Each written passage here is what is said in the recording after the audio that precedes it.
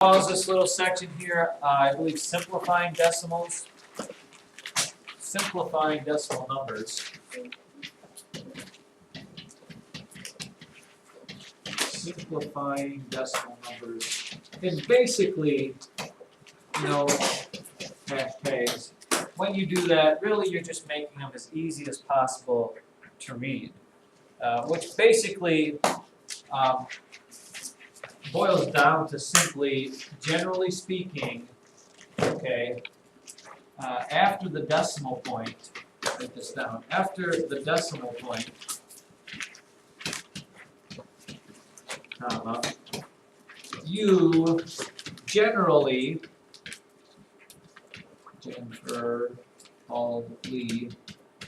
don't need or even want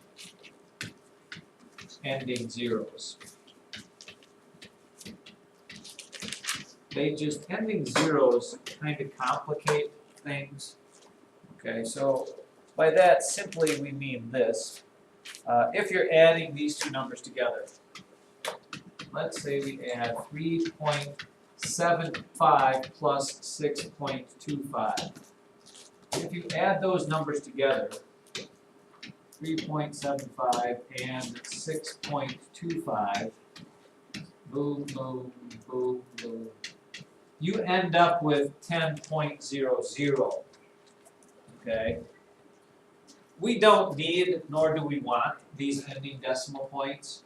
So when you write your answer, they're going to ask that you just write it as the number 10. Now, if you were talking money, if this had a dollar sign in there, yes, you need the zeros because you have to state how many cents you have, which would be done. But if this is the problem without dollar signs, we don't need that because, you know, really you'd have to read this as 10 and 0 hundredths, which we don't really want to do, as opposed to just calling it 10. You want to make it as simple as possible, and that means leaving off those ending zeros that don't change anything. Okay. Another example might be, you know, if you end up with 0.320, rather than leaving it like that and having people say that answer is 320 thousandths, okay, this zero is not needed nor wanted. It goes to the little decimal graveyard, and we use just 0.032. And again, I don't care about the zero in front either that much, 0.32, 32 hundredths. Not a very tough sort of thing.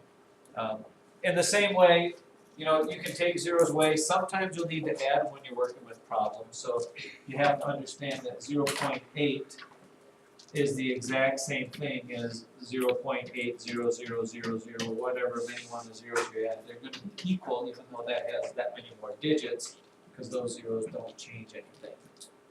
That's not true in front of the decimal, right? Because 8 and 80 are not the same thing. But after the decimal, you can take or leave off as many zeros as possible.